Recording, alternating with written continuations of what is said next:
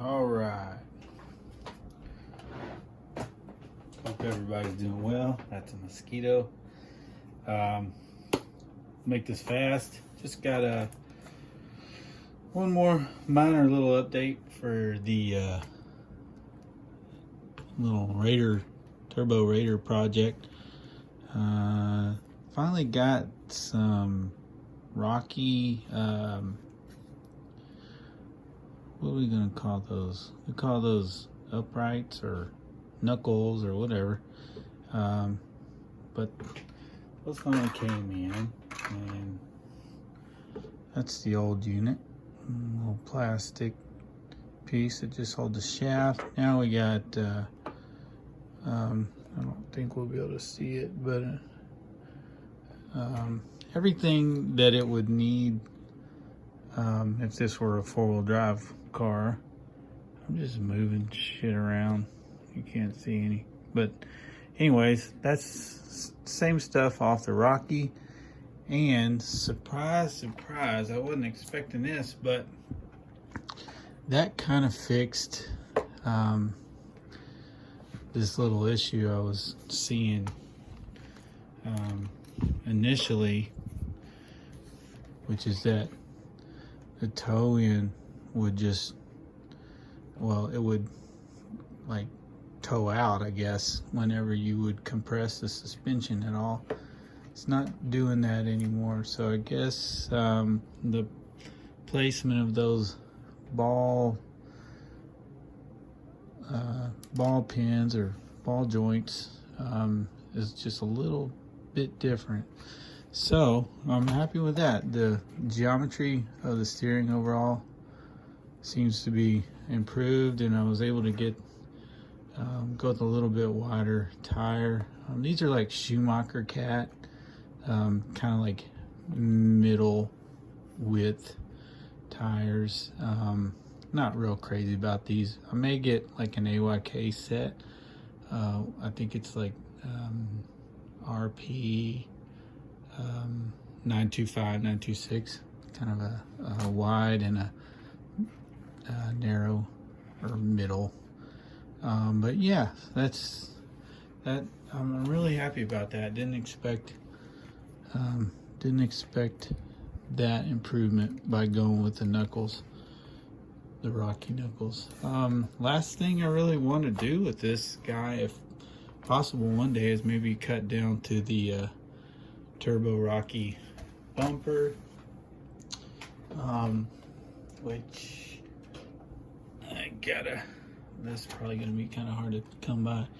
It's just a little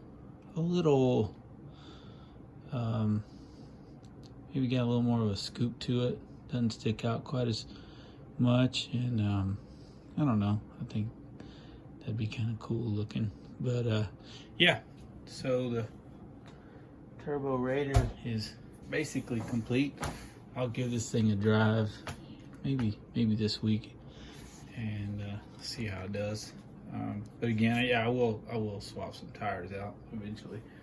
All right, so the only other update I got is that things are coming along with the Assault, but I ran into some trouble during the rebuild because I'm an idiot. I don't know if you guys have ever had one of these, but this is like one of my favorite beers currently. Yeah, hazy IPA, super yummy. Okay, so what did we do here? We cleaned this all up. Got some new servos for the little servo tray here. Found some shock, I guess we'll call them spring. Man, I should rehearse or write shit down. What are these, spring collars maybe? I actually had 4 of them that weren't cracked, strangely enough. So shocks are all good now. Everything's been totally torn apart and cleaned up. This looks a little strange. Don't know if you can tell, but yeah. I don't know. This whole front end can move around quite a bit depending on how you roll this pin. It's straight and it's got an angle where both of these little guys mount, and you can kind of spin that however you want.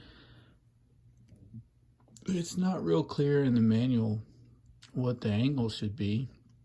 It seems all right. Everything's got clearance, moves freely, but yeah, looks like a little bow-legged, but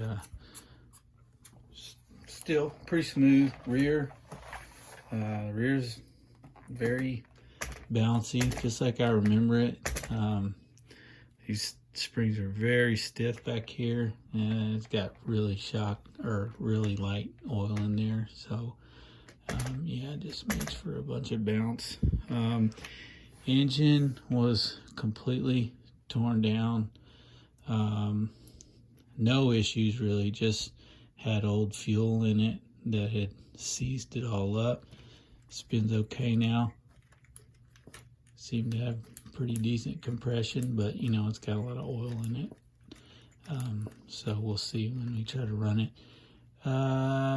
One problem I ran into is that I didn't have this, there's a little gasket goes back here, so I had to make one out of paper. We'll see how that holds up. Hopefully it's not leaking too much. I guess you could lose a little, or I mean, I don't know if that would cause you to lose any compression. I mean, that's not the combustion, that's not the, you know, the cylinder, or, but I guess pressure inside the crankcase could be reduced if you got a leak there. Not sure if that'll cause a problem, but we'll see. Maybe I can source one. Also, I didn't have a gasket to the little muffler here. It didn't have one in it, so we'll see. Plan to use this cone to start it with. Probably just put a rubber wheel on a drill and fire it up that way. This car originally has the option, you can tie a little string around there and pull that, or you can use this little zip thing, which is crazy. I mean, in my experience, that just did not work very well. Neat idea, but there's a reason they don't do that these days. What else? Okay, so here's in my obsession to go to ball bearings on everything. I screwed up something else again. You might recall I screwed up a pulley on the Academy Wyvern trying to get some old bushings out, and this guy here has a bushing on both ends, and this has a you know, one of the bevel gears and the main spur off the motor, and it goes right on the side here, and there'd be a gear coming out. Well, I was trying to push that bushing out, and I knew I was pushing too hard, and sure enough, it just collapsed, and I cried like a baby. But anyhow, so these are hard to find. These you can find, you know, because I believe this shares the same gearbox with the Scorpion and you know, those cars. But this little guy, I've got a part at Shapeways now printing in plastic. I want to make sure I got the dimensions right before I order one in aluminum. But yeah, a little bit tricky. I couldn't get dimensions off of this part because it's destroyed, so I tried to get all the dimensions I needed here. I printed one on my shitty printer, and it didn't quite line up. It not only were my screw holes off a bit, but also when I put the bevel gear in there, it didn't quite mesh up right. and was binding. So I'm gonna wait for the shapeways part, and we'll see how that one turns out, and probably have to modify that. This could take a little while to get that correct. In fact, I may, hopefully one will turn up. I just don't want to buy another damn car just for that. But I mean, that's, the bushings in these little arms here were also tight, and I knew better. I put these in the toaster oven, warmed it up, and they came right out, and that's what I should have done here. So they've got some little burrs cut on them to make them stay put, and they're pressed in there pretty good. So yeah, don't do that when you're working on one of these old cars. Now I gotta say, this car,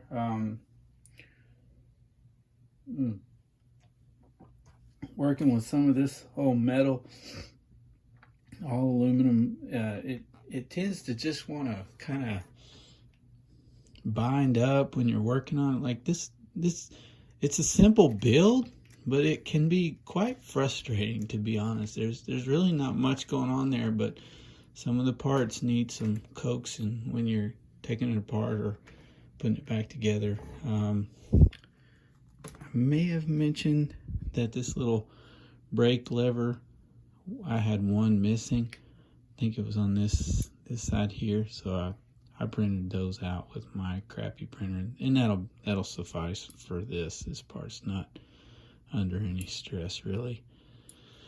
But yeah, that's the Assault. I can't wait to get this thing going, but I may have screwed myself by killing this guy here. Maybe one will turn up. I'll get everything else installed, and hopefully we can get this sucker running before too long. And that is all for today, fellas. So have a good evening, and hope everybody's healthy and doing the right things, and staying busy with good beers and YouTube videos. Y'all take care. See you next time.